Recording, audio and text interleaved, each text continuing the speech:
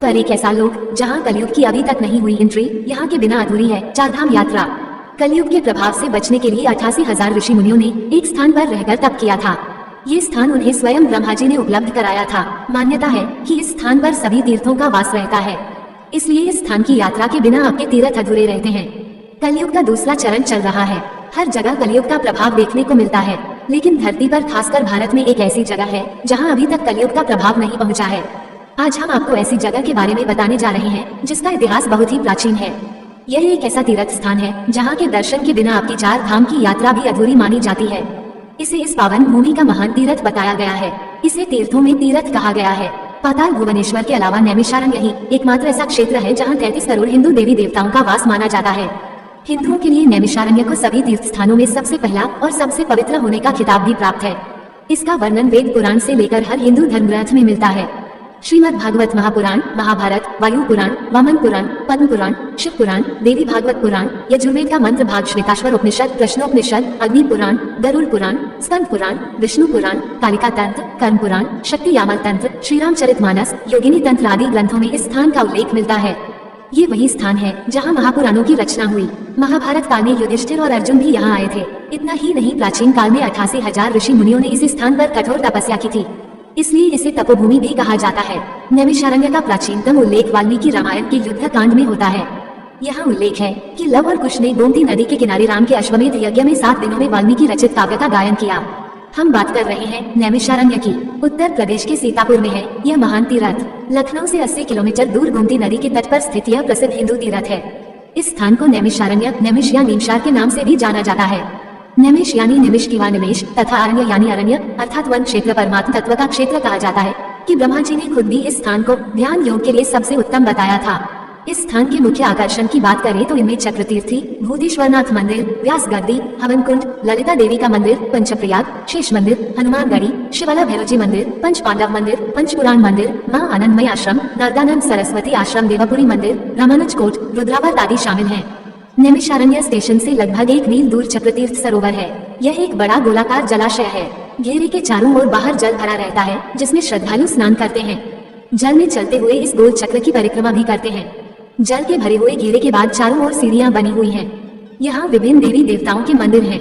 मुख्य मंदिर भूतनाथ महादेव का है। चक्रतीर्थ के बारे में कथा प्रचलित है कि एक बार 88,000 ऋषि मुनियों ने ब्रह्मा जी से निवेदन किया कि जगत कल्याण के लिए उन्हें तपस्या करनी है और तपस्या के लिए दुनिया में सर्वश्रेष्ठ पवित्र, सौम्य और शांत भूमि के बारे में बताएं। ये घटना महाभारत के युद्ध के बाद की है। ऋषि मुनि कलयुग के प्रारंभ को लेकर भी चिंतित थे। ब्रह्मा जी ने अपने मन से एक चक्र उत्पन्न करके ऋषियों कहा कि इस चक्र के पीछे चलते हुए जाएं। जिस भूमि पर इस चक्र का मध्य भाग यानी नेमि खुद गिर जाए तो समझ लेना कि पृथ्वी का मध्य भाग वही है।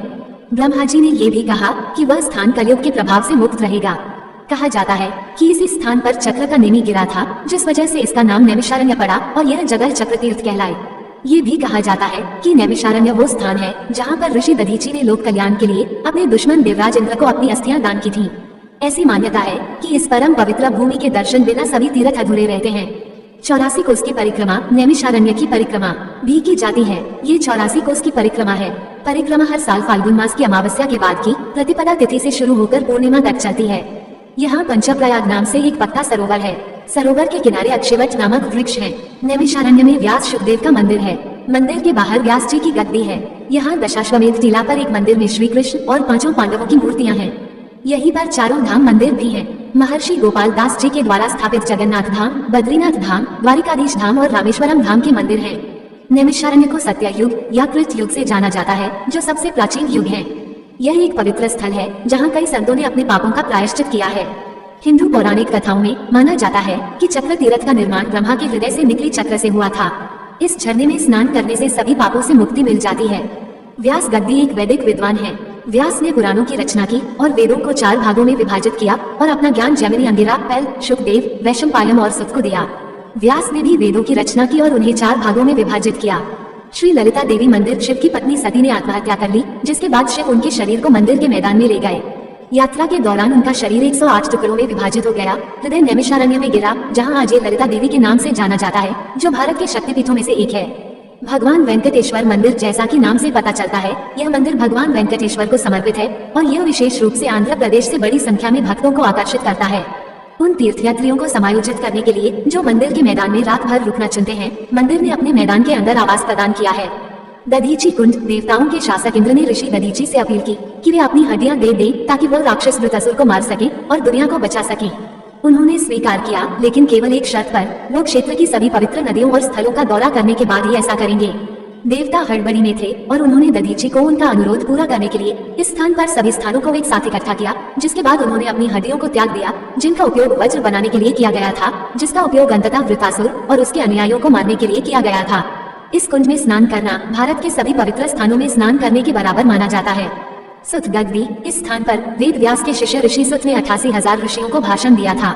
हनुमान गद्दी और पांडव किला दुनिया के दो सबसे शक्तिशाली योद्धा हैं। हनुमान द्वारा अभिरावण के वध के बाद राम और लक्ष्मण को रिहा कर दिया गया और वे इस स्थान से दक्षिण की ओर जाने में सक्षम हुए। पांडव किला वह स्थान है जहां पांडवों ने अपने कर्म के तहत तपस्या की थी। भगवान राम, लक्ष्मण और सीता की मूर्तियों वाले एक पुराने मंदिर द्वारा चिन्हित यह स्थान 10वें अश्वमेध यज्ञ का स्थल था, जो इस दिन भगवान राम द्वारा आयोजित किया गया था। स्वयंभू मनु और शत्रुपा। ये वह स्थान है जहां स्वयंभू मनु और शत्रुपा ने भगवान नारायण के जन्म का आशीर्वाद पाने के लिए 30,000 वर्षों तक तपस्या की थी। जय श्री राम। दोस्तों, आपको ये जानकारी कैसी लगी कृपया कमेंट करके जरूर बताएं। वीडियो पसंद आया हो तो लाइक करें और ऐसी ही और भी बहुत सारी कहानियों को सुनने के लिए चैनल को सब्सक्राइब जरूर करें।